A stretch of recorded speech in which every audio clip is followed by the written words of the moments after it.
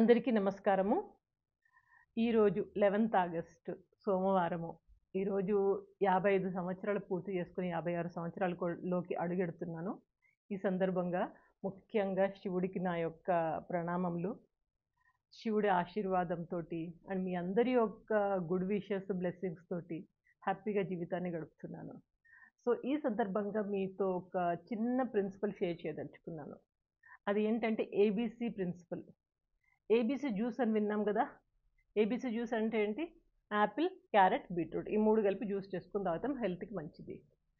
మేము ఎంబీఏలో పాఠాలు చెప్పినప్పుడు ఎంబీఏ, సీఏ వీళ్ళందరికి పాఠాలు చెప్పినప్పుడు కాస్ట్ అకౌంటింగ్‌లో ఏబీసీ టెక్నిక్ అని ఒకటొస్తది.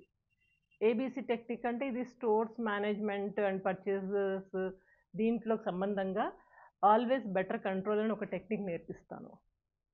అదే లైఫ్‌లో కూడా ఒక ఏబీసీ ప్రిన్సిపల్‌ని నేను ఇన్వెంట్ చేసి మీ అందరి కోసమే తీసుకొచ్చాను. ABC life principal. ఒకటి గుర్తుపెట్టుకోండి.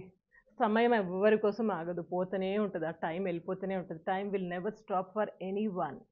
కాబట్టి మనకి ప్రెజెంట్ ఇంపార్టెంట్. ఇప్పుడు ఇంపార్టెంట్. ఇప్పుడు సంతోషంగా ఉన్నామా లేదా? ఇప్పుడు చేయాల్సిన పనులు చేయండి.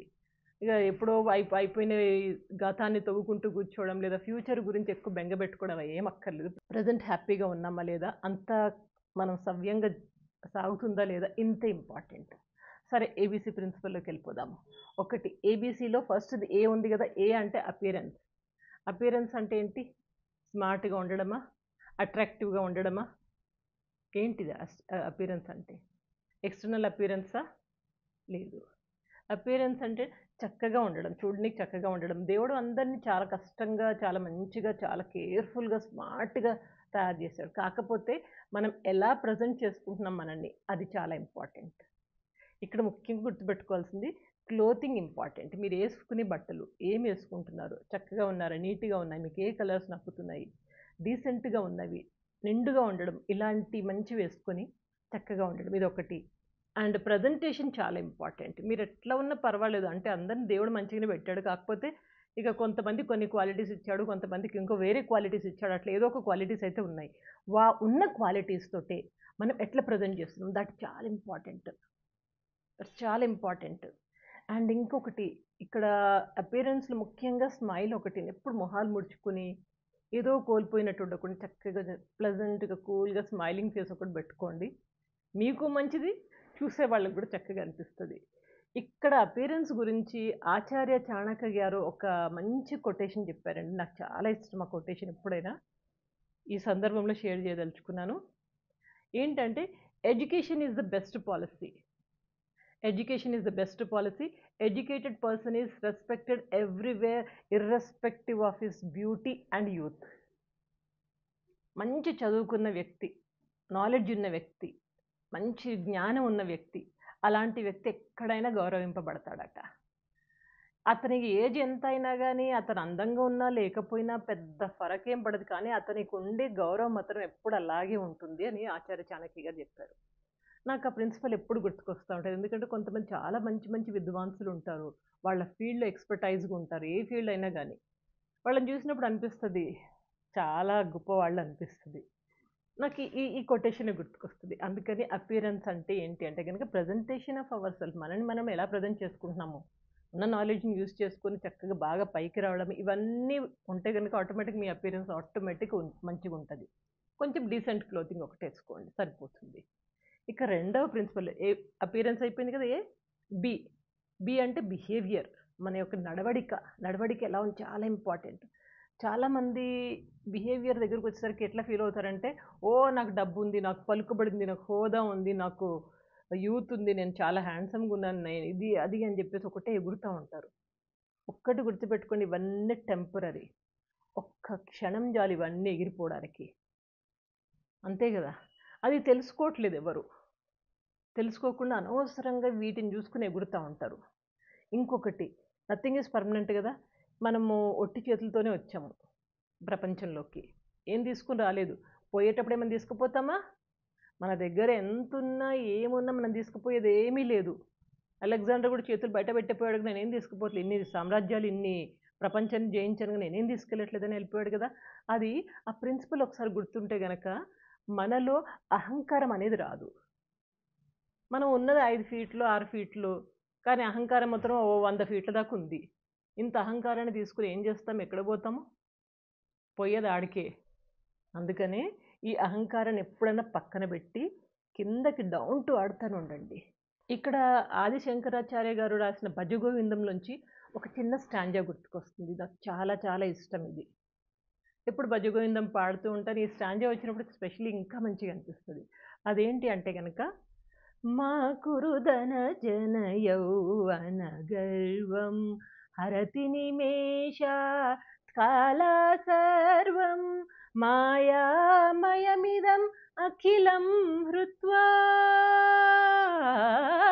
మాయామయమిదం అఖిలం హృత్వా బ్రహ్మపదం త్వం ప్రవిశ విదిత్వా బ్రహ్మపదం త్వం ప్రవిశ విదిత్వా. అంటే డబ్బులు, జనము, పలుకుబడి, యవ్వనము ఇవన్నీ ఏమి పర్మనెంట్ కావు. ఇవన్నీ మాయనే. అందుకని ఏమంటారంటే free your self from the illusion of Maya from this world. అంటే మనని మనం ఈ మాయలోంచి బయటకు తీసుకురావాలి. అంతా మన టెంపరీ మాయనే. దీన్ని పట్టుకొని మనం అట్లా ఏలాడకండి అని భజగోవిందంలో దేవుణ్ణి స్తుతించు, ఇవన్నీ మాయలోంచి బయటికి రా అని చెప్తాడు. ఇది ఒక్కటి గుర్తుంటే కనుక ఆటోమేటిక్గా మనకి పొగరు, పలుకుబడి ఉందని, ఇదని అదని టెంపరీ ఒక్క క్షణంలో నాశనం అయ్యే దాని గురించి పట్టుకొని పాకులాడం. ఏదన్నా చేసిపోవాలా, మనం ప్రపంచంలోకి వచ్చినప్పుడు ఇచ్చిపోవాలా, చేసిపోవాలా, అంతేగాని ఎప్పుడు చూసినా నేను దాచుకుంటా, నా ఫ్యామిలీ ఎన్ని కోట్లున్నా నాకు ఇంకా సంపాదిస్తా ఇది కొంచెం తగ్గిస్తే సంతోషంగా ఉంటాం. ఇది బిహేవియర్ గురించి. ఇక మూడవది కమ్యూనికేషన్. అంటే మనం మాట్లాడే విధానం. కమ్యూనికేషన్ ఎట్లా మాట్లాడితే బాగుంటుంది? చాలామందికి మంచి నాలెడ్జ్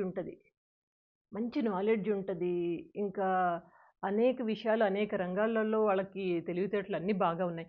కమ్యూనికేషన్ ఇక్కడ ఒకటి తక్కువగా ఉంటుంది. కమ్యూనికేషన్ అంటే ఏంటి? Communicating our feelings properly to the other person. మన యొక్క భావాలని అవతలి వ్యక్తికి సరిగ్గా అర్థమయ్యే విధంగా ప్రాపర్ వేలో ఎక్స్ప్రెస్ చేయడం. ఇది ఒక్కటి చాలా ఇంపార్టెంట్. కొంచెం క్లియర్గా మాట్లాడడము, ఎక్స్ప్రెస్ చేయడము, వొకాబులరీ ఇంప్రూవ్ చేసుకోవడం. లాంగ్వేజ్ ఏదైనా పర్వాలేదు, మనం హిందీ మాట్లాడినా, ఇంగ్లీష్ మాట్లాడినా, తెలుగు మాట్లాడినా, మరాఠీ మాట్లాడినా, ఏది మాట్లాడినా కానీ మన లాంగ్వేజ్ అనేది క్లియర్గా అవతల వాళ్ళకి అర్థమయ్యేటట్టు చక్కగా ఎక్స్ప్రెస్ చేయడం చాలా ఇంపార్టెంట్. ఇక్కడ కమ్యూనికేషన్లో భాగంగానే ఎప్పుడైనా సాఫ్ట్గా, స్వీట్గా, చక్కగా, చక్కగా వినసొంపుగా మాట్లాడడం నేర్చుకోండి. ఎప్పుడు మాట్లాడాలి, ఎంత మాట్లాడాలి, ఎక్కడ మాట్లాడాలి, ఏ విధంగా మాట్లాడాలి, ఇది చాలా ఇంపార్టెంట్. దీన్ని మనము when to speak, where to speak, how much to speak, ఇవన్నీ కొంచెం తెలిసి ఉండాలి. ఒక్కటి గుర్తుపెట్టుకొని, మీరు ఎప్పుడు కోపంగా ఉన్నా కానీ మాట్లాడకండి. When you're in anger don't speak. ఎందుకు?